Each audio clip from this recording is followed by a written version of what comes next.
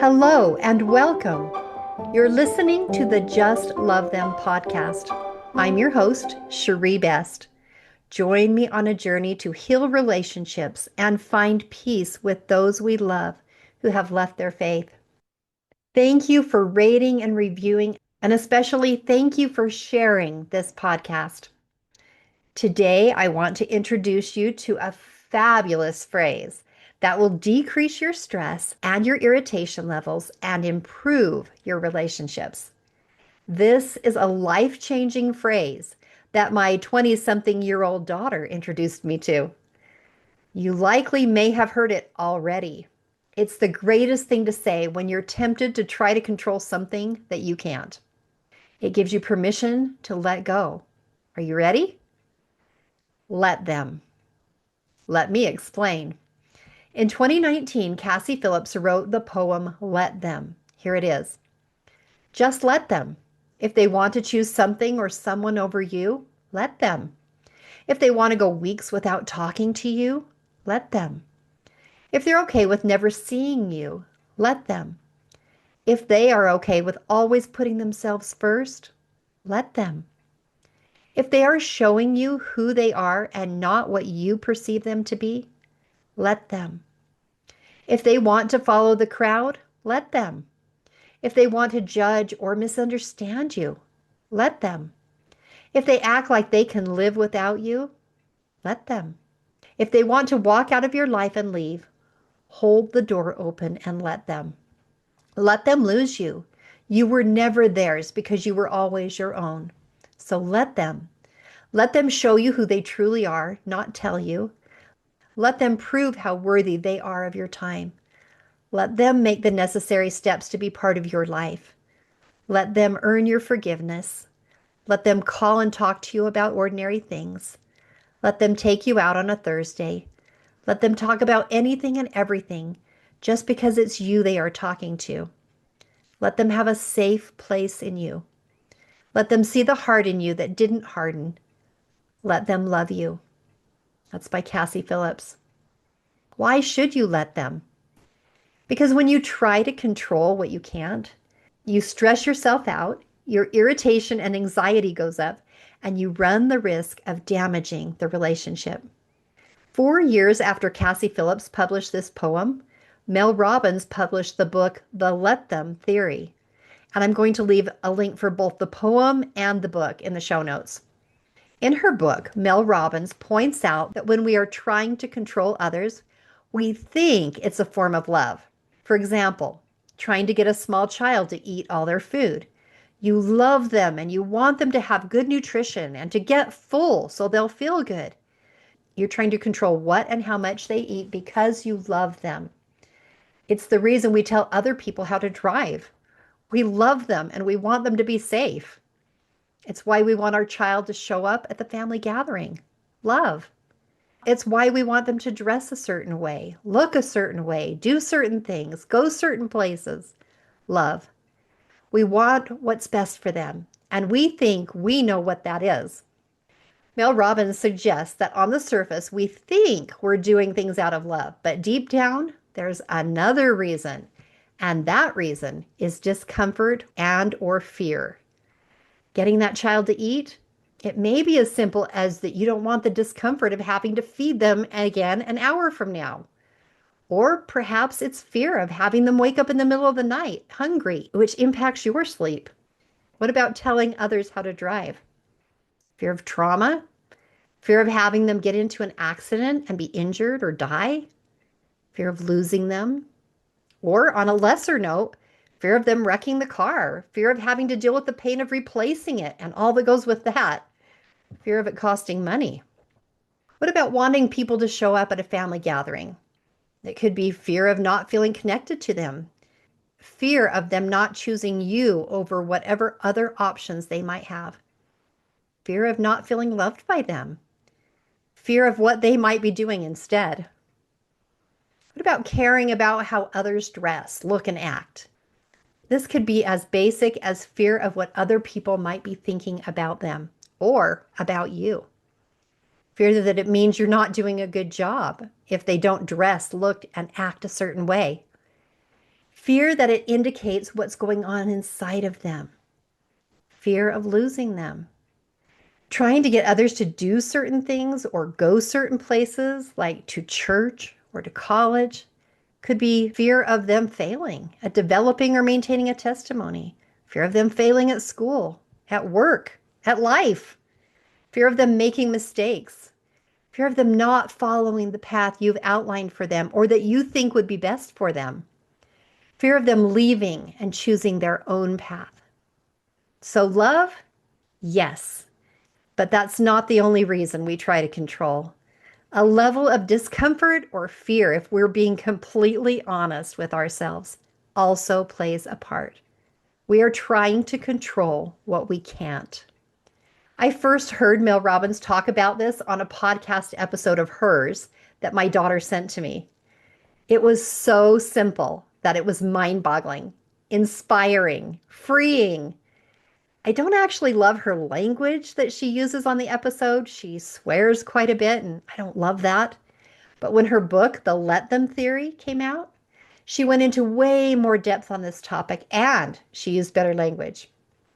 If you haven't read The Let Them Theory, it's definitely worth your time. Let them is such a simple concept to say when we're tempted to talk someone into something, when we're trying to change their mind, when we're trying to reason them out of a decision or tempted to coerce, cajole, or even force, all of which do not enhance our relationships and which may even give us ulcers at the same time. It's simply the idea to let them. Let go of what you can't control anyway and are damaging your relationships trying to do. Just let them make their own decisions. Let them make and learn from their own mistakes. Fall and learn to get up again. Just let them. You can't really stop them anyway, and you're just pushing them away when you try. Now, before we go any further with this idea, I want to clarify 3 exceptions. Number 1, we are talking about adults here, not underage children. Yes, we should allow our underage children to make as many decisions as they can as they are growing up. We also want to be responsible parents and guide them in their choices, especially choices that keep them safe, teach values, and help them learn skills. We do want to raise them to be functioning members of society and to learn to respect things such as boundaries. So we're not going to let kids walk to school in shorts in a blizzard or eat sugar cereal for breakfast, lunch, and dinner every day, or never brush their teeth, or take things that don't belong to them, or let them watch TV and be on their phones 24/7. We're going to guide our underage children, teach them, help them, and nurture them. But we do want them to be themselves. So we are going to let them make choices whenever they can, have their own opinions, and feel their own emotions. And finding that balance is not always easy. When my oldest daughter was in elementary school, our neighbors gave us a beautiful red coat. It was so fancy. It was like the kind of coat you'd see like on an American Girl doll. It was red and it had beautiful gold buttons down the front. It had a big, beautiful hood that looked like it might have been something Little Red Riding Hood would have worn. And it was just so pretty. I was so excited to have our daughter wear this coat. But when my daughter saw it, she wanted nothing to do with it. It was not in style. And even though it was beautiful to me, she thought it was hideous. Well, I insisted that she wear this coat. I insisted that she wear it to school and especially to church, where my neighbors, the ones who had given it to us, would see her wearing it. I wanted them to know how much we loved and appreciated this gift. Well, I did anyway. What I found out later was that my daughter walked out the door to school wearing the coat, as I insisted that she do. And the moment she was around the corner, she took it off and carried it the rest of the way, no matter what the weather was that winter. Every day she'd get around the corner, take that hideous coat off, and carry it the rest of the way to school. I had no idea. And she couldn't do that at church. So she knuckled under and wore the coat, but she was seething with resentment for me the whole time she was wearing it. And she was embarrassed. It wasn't until years later where all of this came out. And when it did, I decided to make some changes. I wasn't familiar with this phrase yet, let them, but I knew that I had been too strict and that I needed to let her make her choices and that I hadn't done that. I decided I was going to be different. So by that time, my youngest two daughters were in elementary school, and I decided that I was going to let them do what they wanted. Now, we no longer had the beautiful red coat. It was long since gone from our household. But my two youngest daughters decided that they didn't really like to wear coats to school at all because it wasn't cool. Because I had learned this lesson from my oldest daughter, I decided to let my younger daughters do what they wanted. If they wanted to walk to school and get cold and arrive miserable, I wanted to let them learn that lesson. And so I did. And they went to school every day without their coats on. And then one day, I received a phone call from the teacher who said that a bunch of coats had been donated to the school. And she noticed that my girls came to school without coats on every day. And would my girls like to come to the lunchroom the next day and pick out a coat? Well, my girls had perfectly good coats. They just didn't like to wear them. That was not my best moment. And so sometimes it's really, really hard to know what to do. Finding that balance is not always easy. That's exception number one. We're talking about grown people here, not underage children. Exception number two, if someone is doing something dangerous or discriminating, we don't just let them. Like driving drunk or drugged, we don't just let them. We don't just let them when someone is getting beat up or abused or ridiculed.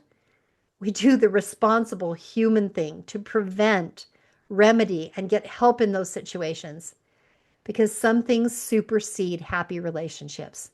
And this is one of those things. We don't let a grown sibling, for example, leave the wedding reception in an impaired condition and drive home drunk because we are trying to have a good relationship with them. No, they could be killed. They could kill or seriously injure someone else. We don't just let them. And exception number three, holding healthy boundaries for ourselves.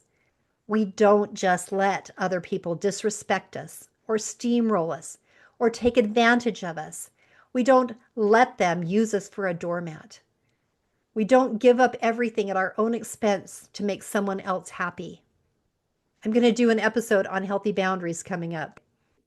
Here are some examples of what not to do. Saying yes to helping a friend who's moving to pack up her house when you're recovering from an illness yourself and you don't even have the energy to take care of your own house. Or finding out your adult child brought drugs into your home even though you told them no, and then turning a blind eye while feeling taken advantage of. Or allowing someone to make fun of you in front of others and just putting up with it, or even going along with it and laughing too, even though you feel embarrassed and sick inside. Holding a healthy and reasonable boundary for yourself is a good thing. Don't let them. Those are our three exceptions. Underage children, situations where there is something dangerous or discriminating happening, and holding healthy boundaries for yourself. That said, let's move on. I had the opportunity to participate in a drug study recently. Yes, I had to take an experimental drug. No, it didn't have any side effects. But I had to stay in their inpatient facility for 5 days. I was the only female in the study, so I got my own room, which was fabulous, except for one thing. My room and the nurse's station shared a wall. And no, they didn't have good soundproofing between them. In general, this didn't bother me because I was often listening to a podcast or chatting on the phone with a friend or sending a Marco Polo or watching something on my laptop. Some days were really busy with lots of staff coming and going, coming in and out of the room to administer meds and take vitals and draw blood and ask questions. But one particular day, there was almost nothing going on. And I was working on writing this very podcast episode that you're listening to right now. There was hardly any staff around. Just a couple of female staff and one male staff member who were in charge of watching the whole floor and bringing us meals. I know, rough, right? And taking care of any problems that came up. Nearly all the patients were either sleeping, reading, or on their phones. It was very quiet, except for the 3 staff members at the nurses' station with which I shared a wall. Because they had nothing to do and no one supervising them, they sat and chatted. What else were they going to do? Soon, however, it became flirtatious. And one of the girls, I still don't know which one, started this high-pitched, flirtatious laugh that was so annoying. It didn't bug me at first. I couldn't hear the words of their conversation, just their voices, but I could hear that laugh. I could have tuned it out if it had been short term, but instead it went on and on and on and on. How could someone laugh that much for that long? It became hard to concentrate. I tried to ignore that laugh, but it just wouldn't stop. After 45 minutes, I was ready to literally crawl through the wall and strangle that girl. Where was the supervisor? How can you seriously flirt and laugh for that long? I became more and more annoyed. It was driving me crazy. I even thought about knocking on the door to the nurse's station and asking them to quiet down so I could work. Then I remembered that I was actually working on this very theory to share with you, or at least trying to. Don't you think God has a sense of humor? I wasn't using or practicing this theory at all. So I started saying things to myself like, they want to flirt and get no work done? Let them. They want to laugh incessantly? Let them. They want to be loud and annoy everyone on the floor? Because in my mind, I was sure I was not the only one they were annoying. Let them. And I felt better. They were still noisy. That girl was still doing her high-pitched laugh every few seconds. But I felt better. I was able to let go of the stress, the need to control the situation, and just let them. Saying let them just feels good. So, for example, when your child wants to float down the river with their friends for the 4th of July, instead of coming to the long-standing family barbecue, let them. When your brother doesn't text you back about the family gift you're putting together, let them. When your relatives are visiting and they want to go get a hamburger rather than eat what you have planned for dinner, let them. When your friend is always super slow to respond to your texts, let them. When someone cuts in front of you in traffic, let them. When your adult child just has to have that ridiculously expensive car that no child that age needs and the bank agrees to finance it, let them. When you find out your sister or your friend or your child has stopped going to church, let them. Because you can't make them anyway, but you can cause yourself a lot of stress and worry out of love and fear, and it won't change a single thing. They are going to do what they want anyway, or they may knuckle under reluctantly, like my daughter with the coat, which doesn't give them warm, happy, fuzzy feelings toward you, but more likely resentment, and you end up in a lose-lose. So what can you do? Practicing let them is awesome and really relieves pressure. It allows them to be themselves, make their own choices, and figure things out for themselves. Mel Robbins says, let them be themselves, not who you want them to be. This allows you to stay in your own business and have emotional space. But it gets even better. What Mel Robbins teaches next is let me. If let them allows you to let go, let me gives you empowerment. It allows you to ask yourself, what do I have control over? What can I do? Back to my story of being in the drug study with the annoying staff members giggling and flirting on the other side of the wall. I realized that I needed to let them, but I also thought, what's the let me part? What am I in control of? What can I do? And it flipped me. It flipped me from being in blame and complain into empowerment. It was like flipping on a light switch instead of sitting in the dark complaining that it was dark. It was such a simple question to ask myself, and yet it was literally like a bolt of lightning. It was that strong for me. Once I asked that question, I had sudden solutions come to mind. I remembered that there was a common room with tables and comfy chairs and big windows. So I got my earplugs and my notebook and I walked down to the common room. You could still hear the staff members, but it was not so loud. There was a couple of people in the room, but they were both quietly reading. I sat down, put my notebook and pen on the table, popped my earplugs in, and went back to work. I couldn't hear a thing. Problem solved. When you ask yourself, let me, you flip into empowerment. It feels amazing to realize what you do have control over yourself, how you respond, what you can do. It's an amazing feeling. So let me enjoy whoever shows up at the 4th of July barbecue and be really present with them.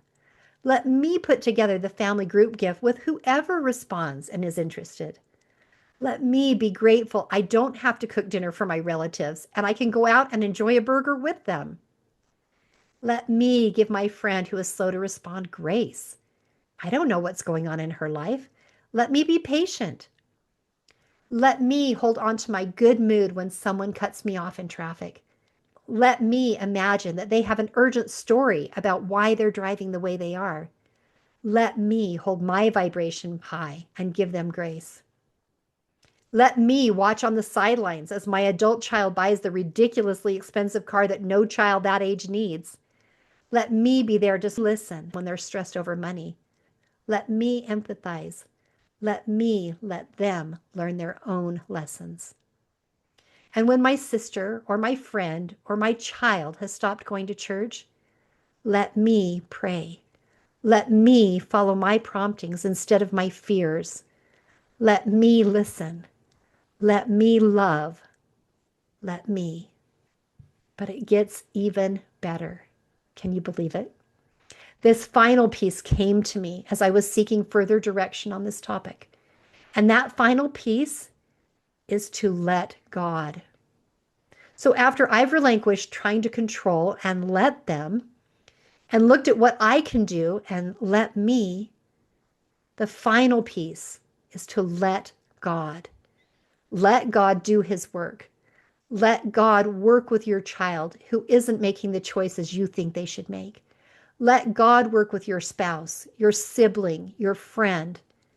God is the one who sees the whole picture, who knows what is in each person's heart, who knows why we do the things we do, why we make the choices we make, and say the things we say. He knows our innermost thoughts, our feelings, and our fears. He understands each of us better than we understand ourselves, and he has a plan. Can we let God? Can you trust that he loves your people even more than you do? Can you realize that he is not leaving them alone, that he is in relentless pursuit of them? Can you let God guide you in knowing what you can do? Ask God. Trust God. One of my early podcast episodes that I named Refined by My Daughter was the story of how my youngest daughter swung from being a faithful member of our church to being wild and promiscuous. I could have complained, criticized, tried to manipulate, sent her messages of my disapproval with my body language and my words, and damaged the relationship beyond repair. Truth be told, I did some of those things, but I quickly realized what the repercussions would be, and so I let them. I let her live her life the way she decided to. Was I uncomfortable? Hugely uncomfortable. Was I afraid? Absolutely. Was I acting out of love? You bet. But I had to let them do what they were going to do.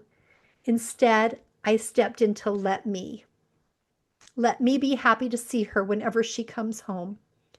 Let me ignore the way she dresses.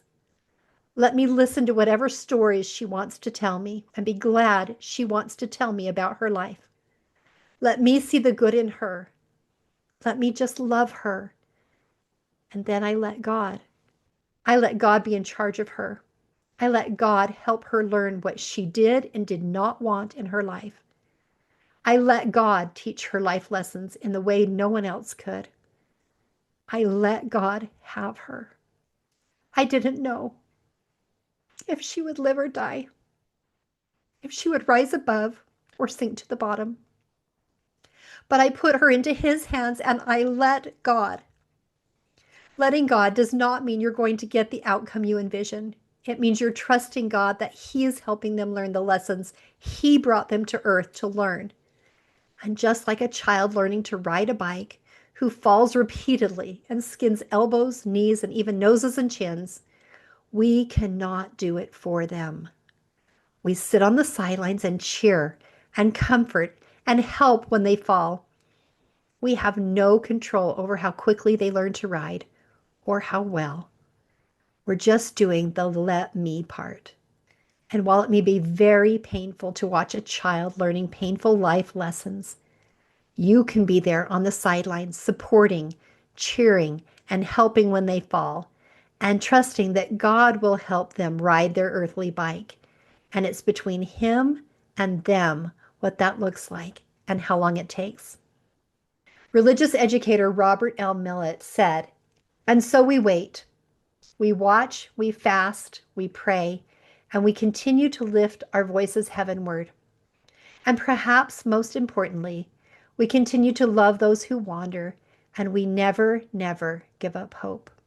There's that let me part. There is a God in heaven who is our earthly Father, and He lives in a family unit. Jesus, the Good Shepherd, will go in search of His lost sheep. The gospel covenant is broad and deep and penetrating as eternity, and there are righteous forces at work that are beyond our capacity to perceive or comprehend. There's the let God part. And continuing, "I know with all my heart that the effectual, fervent prayer of a righteous man or woman availeth much, and that one day our God will wipe away all tears." End quote. When you give up trying to control what you can't, and you let them, let me, and let God, you not only find peace within yourself, but you improve your relationships with the people you care about, and you put their care into the hands of the one who loves us best and cares the most. I hope you will join me again next time for another episode of Just Love Them.